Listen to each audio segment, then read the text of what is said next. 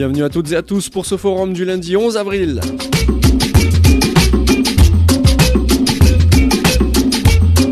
Comme tous les lundis dans Forum, on va parler de sport avec beaucoup du monde aujourd'hui dans les studios. On va rester galant, on va donner honneur à ces demoiselles.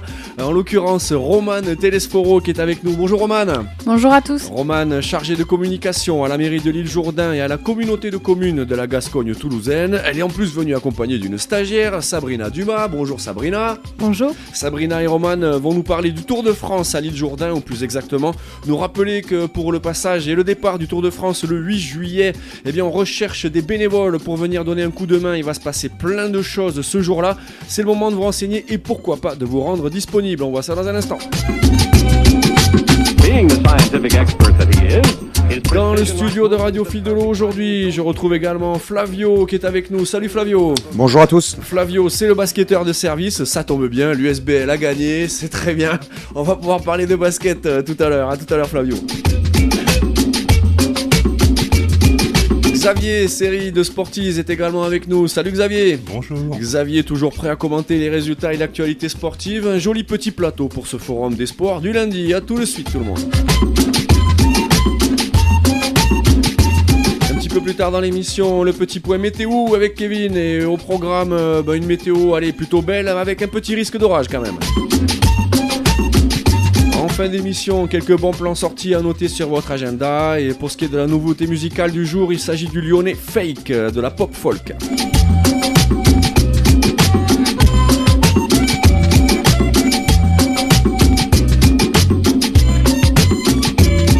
Et logiquement, et comme toujours le lundi à cette heure-là, je baisse le générique, je vous envoie un petit bout de corne de brume. Et c'est le début de la rubrique sport de ce magazine d'information locale. En ce lundi, pas de Claude Biran dans nos studios, ça m'étonne qu'à moitié, il n'y avait pas de rugby, ou très peu de rugby pour nos équipes locales, même si on va voir tout à l'heure que Montvezin s'est qualifié aux dépens de Lectoure. Enfin bref, ça c'est pour le rugby. On va commencer en tout cas par le cyclisme et le Tour de France avec nos deux invités, donc Sabrina et Romane Telesforo pour la communication à la ville de l'Île-Jourdain et à la communauté de communes de la Gascogne toulousaine. On est sur le pont donc pour se préparer à accueillir la grande caravane, le grand barnum du Tour de France pour le vendredi 8 juillet, une étape qui mènera les coureurs de l'Île-Jourdain puisqu'on va partir de l'île et on ira jusqu'à Payolle. Enfin les coureurs iront parce que ce serait pas évident de les suivre, quoique vous pourrez vous-même vous essayer très bientôt à faire le reconnaissance et à faire le parcours jusqu'à Payolle. On va en parler dans un instant avec Romane. Auparavant, Romane, juste pour préciser, donc les bénévoles, c'est ce qui vous amène aujourd'hui. On cherche du monde à l'Île-Jourdain. On cherche beaucoup de monde pour venir filer un coup de main sur le Tour de France. C'est pas la petite poignée de bénévoles. C'est combien de monde que vous recherchez ? 300 personnes. Ouais, ça fait quand même pas mal de monde. Vous en êtes à combien aujourd'hui à peu près On a d'inscrits ? passé la barre des 220 bénévoles. Ok. Donc il nous manque encore un petit peu de monde. Ok, alors pour être bénévole au Tour de France, bon évidemment il faut être disponible vendredi 8 juillet. Est-ce qu'il faut être disponible avant, après, voilà Alors, il y a juste une date où on va leur demander d'être disponibles. C'est la semaine prochaine, le mardi 19 avril. Donc, on a une réunion prévue pour les bénévoles. C'est une réunion d'information qui se déroulera à la salle polyvalente de l'Île-Jourdain. Donc, pour ceux qui seraient intéressés et qui souhaiteraient avoir plus d'informations, on vous donne rendez-vous à 20h30.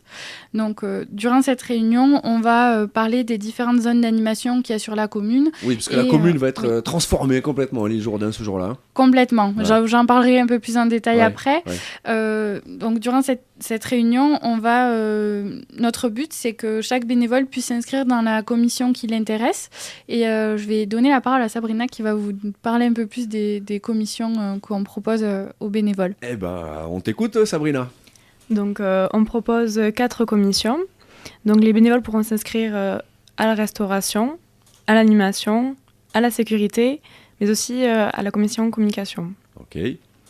Donc, il faut savoir aussi qu'un planning sera aménagé pour que les bénévoles puissent assister au départ de la course le jour J. Oui, c'est ça, vous avez prévu une sorte de rotation, quoi, pour que tout le monde puisse en profiter quand même, c'est ça. Tout à fait. Exactement. On leur prévoit plein de surprises et bien évidemment, leur repas sera pris en charge par la mairie. Ok.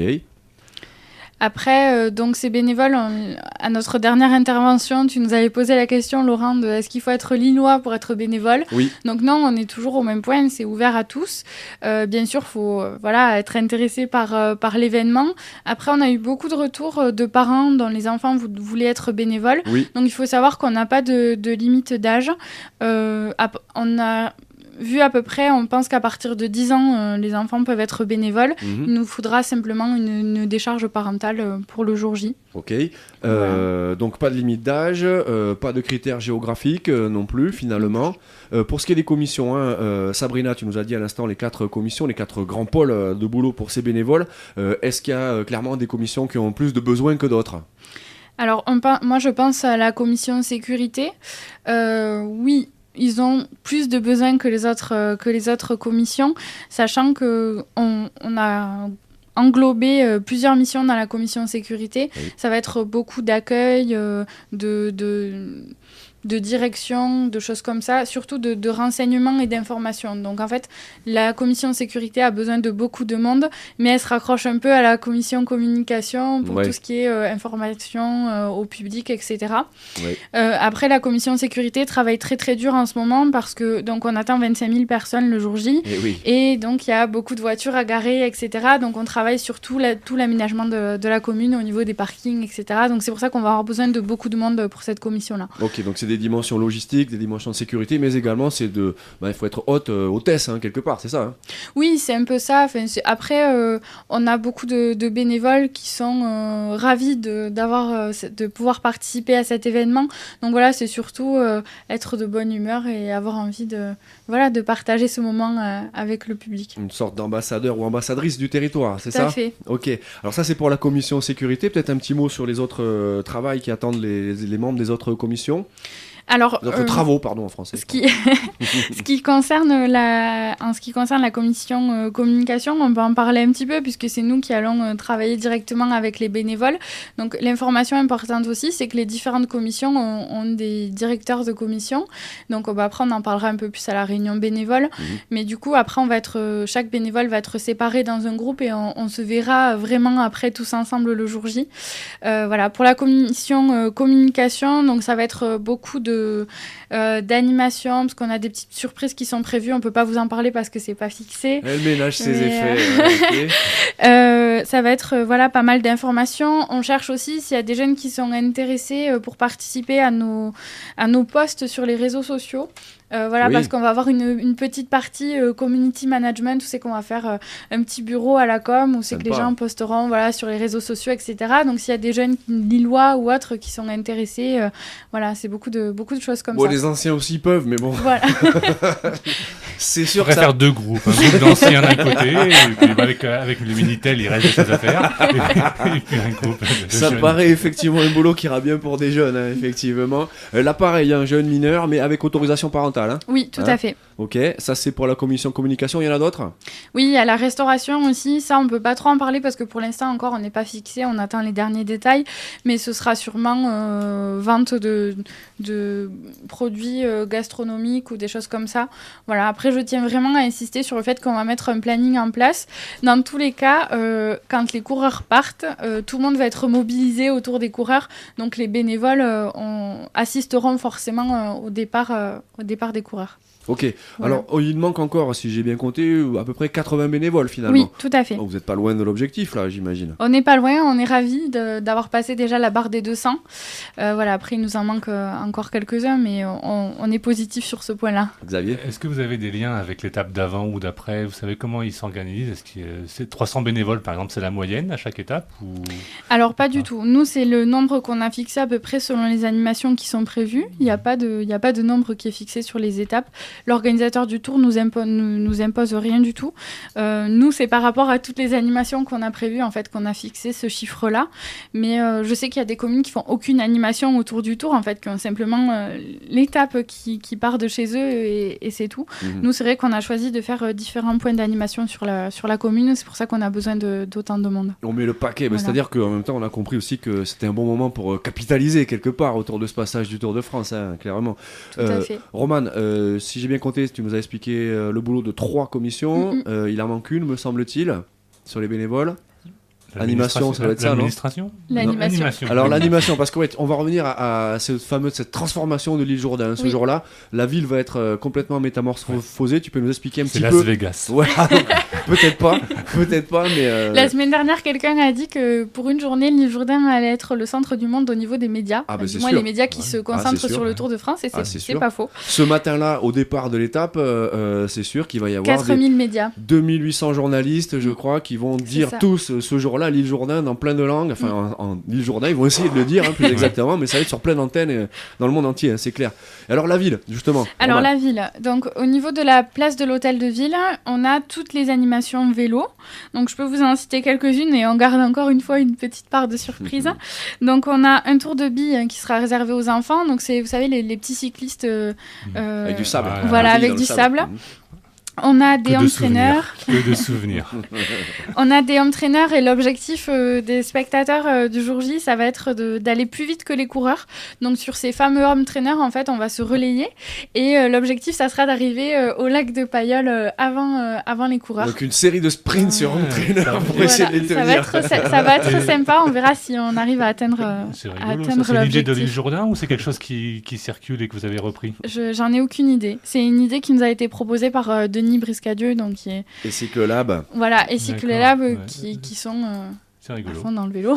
Et qui Un sont, peu, oui, un peu. et qui sont bon, on va dire, dans les deux grands pôles qui Oui, mettent en place ce Tour tout à fait. de France à l'île Jourdain. Il y a la ville, la communauté de communes, on va dire, et derrière Cyclolab, le Tout pôle à fait. vélo à l'île Jourdain. Ouais. D'ailleurs, toutes les animations vélo sont proposées et financées par des entreprises partenaires. Voilà, et c'est donc Cyclolab et Denis Briscadieu et les associations cyclistes de la communauté de communes qui travaillent sur ces animations vélo. Donc, rien que pour Voilà. l'originalité de la collaboration, ça vaut le coup d'être souligné Tout quand à même, des fait. collectivités locales et une grosse entreprise privée. Ça doit pas être forcément facile à articuler, mais en tout cas, le projet est très très beau en tout cas. Oui. Alors les animations, oui, on en était, Alors, les animations, donc il y aura le tour de billes, un home trainer, un pump track. On aura aussi des ateliers réparation, entretien des vélos. Donc ça, c'est plus à destination des enfants aussi, Très mais c'est bien. important parce que par Très exemple, bien. moi, je ne sais absolument pas remettre un vélo qui a déraillé. Donc je pense que je vais aller y faire un petit tour. Donc, tu pars de loin quand même, Romain. Tu pars de loin, non mais il y a des trucs tout bêtes, Oui, genre voilà, c'est resserrer des freins par exemple, c'est pas tout le Exactement. monde sait pas le faire, Non. régler un dérailleur. Donc l'idée, ouais. c'est vraiment d'avoir un atelier ludique qui permettra aux enfants et aux plus grands de découvrir les petites réparations qu'on peut faire soi-même sur son vélo. Après, on aura un atelier sport santé proposé par l'OIS, donc qui est l'Office intercommunal du sport. Donc là, ce sera vraiment plutôt un atelier où c'est qu'on va montrer aux gens qu'on peut faire du vélo. Enfin, beaucoup de gens ont des a priori sur le cyclisme, en fait, sur le fait que c'est pas vraiment du sport, enfin, qu'on ne transpire pas énormément, etc. Oh, ça c'est des gens Donc qui là, prennent pas beaucoup le vélo dans le coin quand Là, même. l'idée, c'est que voilà, on ait un atelier qui permette, montrer aux gens qu'on peut se dépenser tout en faisant du vélo. Ensuite, on a un atelier maniabilité qui sera orchestré par les CLAE et ALAE de l'île Jourdain. Chouette. Donc ça, c'est les enfants qui font un cycle vélo là, à partir de la première semaine de mai et qui vont nous montrer donc, tout ce qu'ils auront appris pendant ce cycle vélo. Et pour terminer, sur cette place de la mairie, on aura un écran géant, donc retransmission de l'étape jusqu'au lac de Pailleul. Alors, juste une question là, 25 000 personnes dans la ville, un grand écran géant sur la place de la mairie, des animations en bas. Où ils vont se mettre les spectateurs pour regarder l'étape a priori sur le toit du musée? Alors, on est en train d'y travailler, Ouais. mais on a prévu quand même pas mal de place pour les spectateurs qui voudront juste rester devant l'écran géant. Après, la retransmission de l'étape, souvent, il y a des coupures pub, etc. Et il faut savoir que nous, notre départ n'est pas en direct. C'est-à-dire que ils font le départ et après, les images du départ sont retransmises. Voilà, donc je crois que le direct de l'étape commence aux alentours de 14h. Voilà, donc du coup, on va avoir des temps de coupure en fait pendant la retransmission. Oui, puisque l'heure du départ ici, c'est 13h15. 13h. En plus, c'est un départ fictif, me semble-t-il. Tout à fait. Il y a deux départs en réalité. Exactement. Ouais.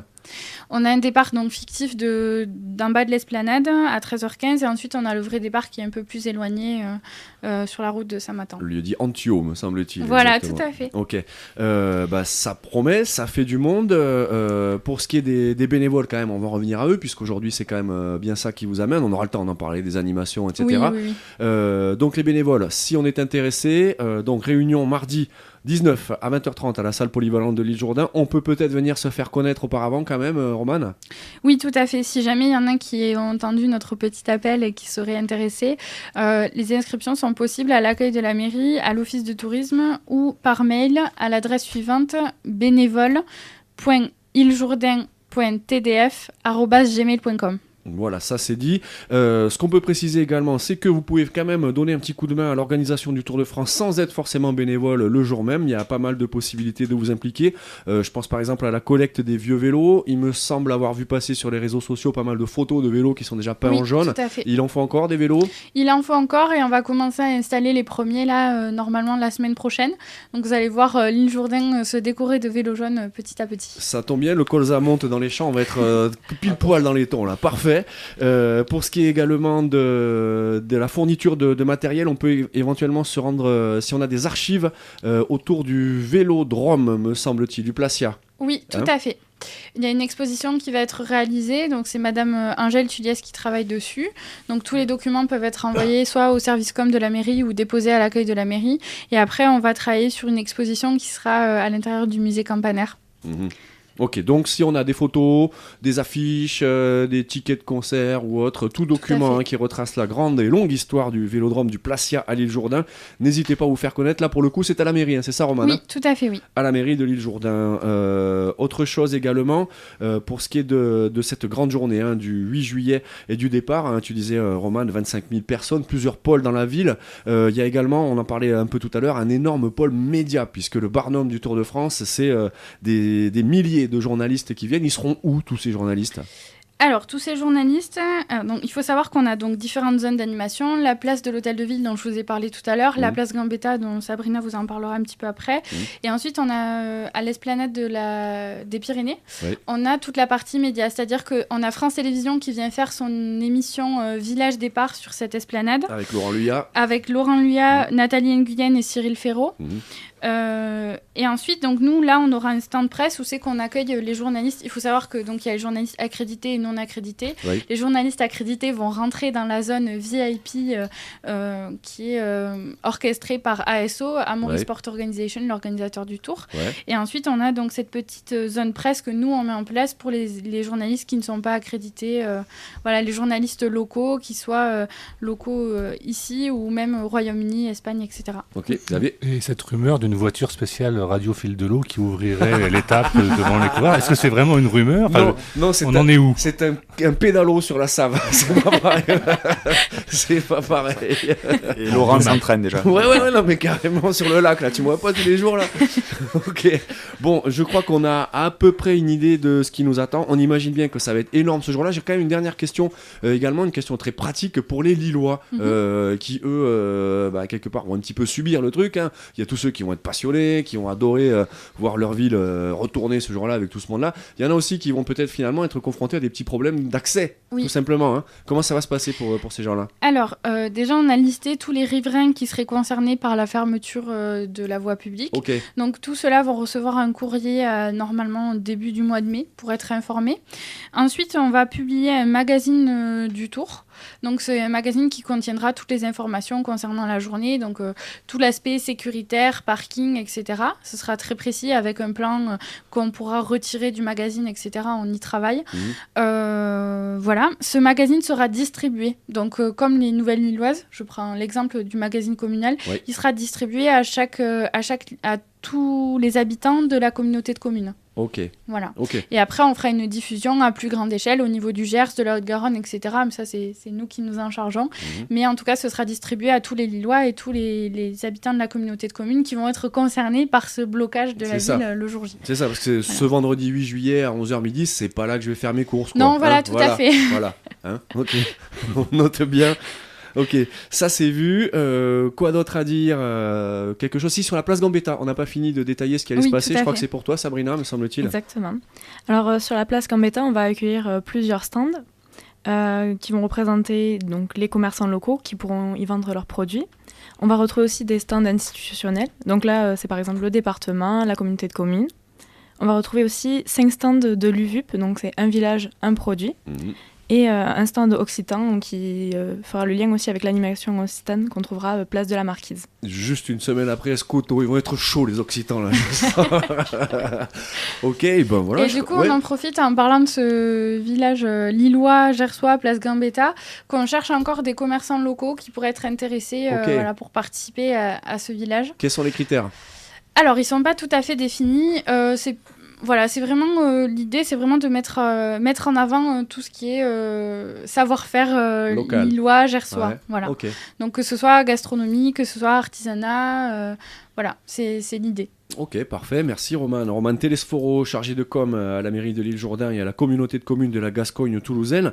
Roman, vendredi, nous on était au musée d'art campanaire, lancement du guide du routard du pays porte de Gascogne. Voilà un hasard qui fait bien les choses quand même. Qui fait très très bien les choses.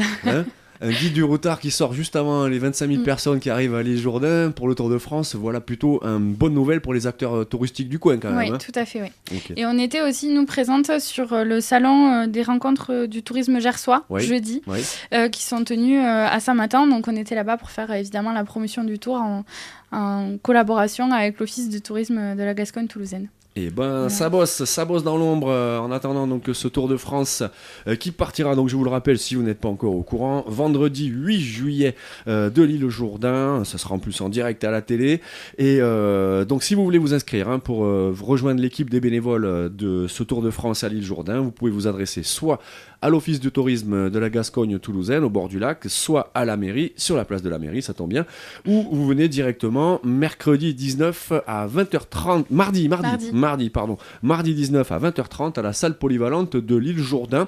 Est-ce que tu peux peut-être nous rappeler le contact email, s'il te plaît, Romane ? Oui, donc c'est bénévole.iljourdain.tdf@gmail.com. Très bien, merci beaucoup Romane. On va maintenant parler un petit peu de sport et de résultats si vous voulez bien. Vous pouvez évidemment rester avec nous, mesdemoiselles, il n'y a pas de problème. Après le vélo, on peut enfin parler de sport. Non, si pour le vélo, alors c'est dommage, Claude n'est pas là, je suis sûr qu'il aurait été heureux de commenter la victoire de Mathieu Eman sur le 114e Paris-Roubaix, mais Claude n'est pas là, on va passer directement à autre chose, en l'occurrence du football. Il y a une victoire qu'il aurait aimé commenter. C'est peut-être pour ça qu'il n'est pas là, c'est peut-être casser la voix, c'est le TFC qui revient.